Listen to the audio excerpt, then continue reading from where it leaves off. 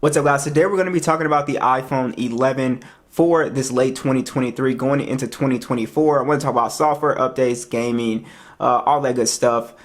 So let's go ahead and kick it off. I want to talk about the pricing of this phone. So if you are in the used marketplace and you want to get an iPhone 11, if you're in the USA, these phones are going for $250. But the issue with that is that the iPhone 12 is going for around $300 right now. So that's only, $50 more. So I would, if I were you and I was in the USA and I was looking for a used iPhone, I would just spend the extra $50 and get the iPhone 12. It's, a slightly powerful, phone, better display, better cameras. I would just get that, guys. So I've been getting questions about that. Just save up the extra $50. Now, I know a lot of my guys that are overseas, the prices are way different. So you're still considering the iPhone 11, as a good option here. So I want to go ahead and talk about everything that you can expect with this phone. It just got iOS 17 as well too. And let's go ahead and just go over some things.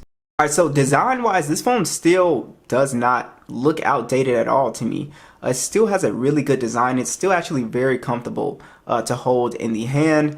As you can see, it's got the metal sides, and then you have the sort of glossy back on here. And honestly, it still looks like a modern iPhone if you like switch the cameras around. It still looks really good. I think it's a little bit more comfortable than the newer iPhones, only because it just fits in the palm so well. And also, this phone is IP68 dust and water resistant as well too. And overall, still a very nice looking phone, guys. Now, one interesting thing about the iPhone 11 is that just looking at the comments, people really like the IPS display. They say it's easier on the eyes versus, an OLED display. So I thought that was pretty interesting. So that could be, kind of like a good thing for some people. Now, the display, one thing I've noticed is that outdoors it's not a super bright display. It's only 625 nits peak brightness. So in direct sunlight, it's, you kind of will struggle a little bit to see the display compared to newer phones, but the display itself is actually still pretty decent, even though this phone has a 720p plus display and it's at 6.1 inches, but the PPI on here is 326, but it still looks pretty sharp and colors are still pretty decent on this phone. Like I said, it's still a pretty nice display. It's, very sharp looking. I can't really complain and say it looks, bad by any means. It's still very sharp when you're looking at it head on. So overall for the display, I don't have any issues at all with this panel. Of course, we still got the old school notch up top here. But yeah, so I can't really say too much about the display. It is a somewhat decent display still, surprisingly. Now, one thing that I found that was pretty surprising with the iPhone 11 is that performance-wise, it's still pretty good. The Apple A13 chip is still pretty powerful in this 2023 here. You can see we're able to run Call of Duty very high max frame rates, and yeah, I did not have an issue with gaming performance on here at all. Really, it was pretty smooth. You're able to get some matches in on Call of Duty or PUBG, and it still runs at pretty good frame rates, and I wasn't really getting a lot of overheating with this phone. Didn't really get any crashes or stuff like that. I actually think this phone is kind of smoother running iOS 17. But yeah, guys, so pretty interesting. I think the only thing you might run into with this phone is that the base model is 64 gigs of internal storage, so it might be a little bit low for people who probably take a lot of video or you download a lot of stuff. You might find yourself running out of storage where you could use the cloud. But like I said, if you just get the iPhone 12, then if you can, and it would make more sense. But 4 gigs of RAM on here. Like I said, like gaming performance wise, I can't really say anything about it. Like I'm able to play. It's pretty smooth. No issues at all.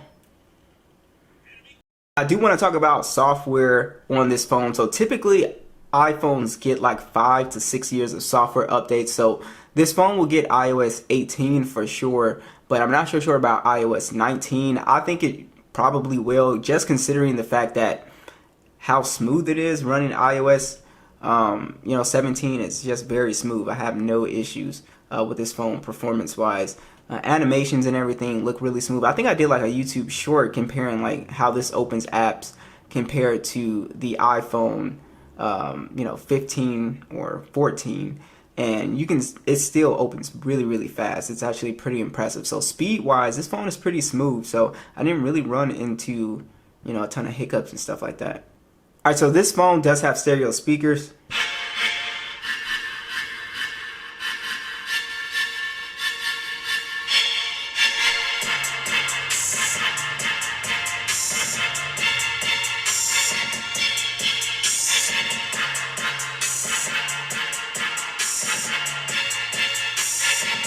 So you get a pretty good amount of bass out of this phone as well too. So speakers sound pretty good. Now you also have Face ID, which honestly has not changed in a long time. It's still pretty fast and feels the same as on an iPhone, 15 Pro Max.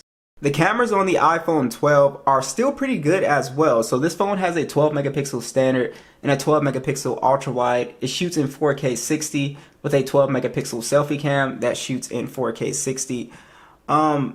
Overall, if you're outdoors, the pictures come out pretty well.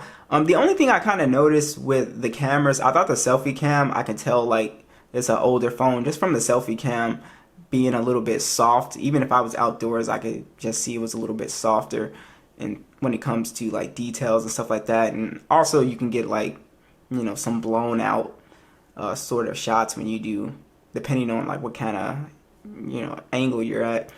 But the selfie cam, like I said, was somewhat decent, but I could tell like, so getting a little bit older phone. It only has an ultra wide on here, which is fine. You don't have any type of telephoto lens on here. But I can't say that it takes bad pictures, because I mean the pictures still look pretty decent here. Pretty good dynamic range, pretty good color on here. Yeah, I just can't say that it takes bad photos, even comparing it to like the newer phones, like the iPhone 15 Pro Max I compared it to, and it still takes somewhat decent photos. Like, yeah, you can tell it's an older phone sometimes, but honestly, it's still a pretty good phone for taking photos and videos with. And it does somewhat decent in low light. Like I said, that's also another area where you can kind of tell its age a little bit. Sometimes you get a little bit of a, more of a grainier shot, but I think this phone still takes pretty good photos, guys. All right, as far as the battery performance goes, this phone in particular, since I do try to do a decent job with like battery health and not charging my phones too crazy, this one has 87% battery health, which is pretty good. I'm able to almost squeeze about 6 hours of screen on time out of this phone. But if you're like gaming a lot, then you're definitely gonna have to charge this phone for sure. But battery life is somewhat decent if you're not a gamer. So it has a 3,110 milliamp hour battery. The charging on here I also noticed was kind of slow too. It's not like the fastest phone to charge up. You also have wireless charging too on this guy as well. But like I said, if you got the iPhone 12, you would be able to use the MagSafe accessories and stuff like that, which this phone cannot do. So overall, like I said, if you live in the United States, I would just save up a little bit extra money and go with the iPhone 12. I think it makes much more sense as far as software updates, and also you get a better display that is slightly faster, and better cameras. This phone is still pretty impressive, so if you're overseas and the prices are really high and this is in your price bracket, I would definitely go for it. It still potentially can get up to iOS 19. It still does a pretty good job with gaming. Display is decent, cameras are decent. So yeah, I would go for it if I'm overseas and I can afford it. So be sure to let me know what you guys think, and I'll catch you guys in the next one.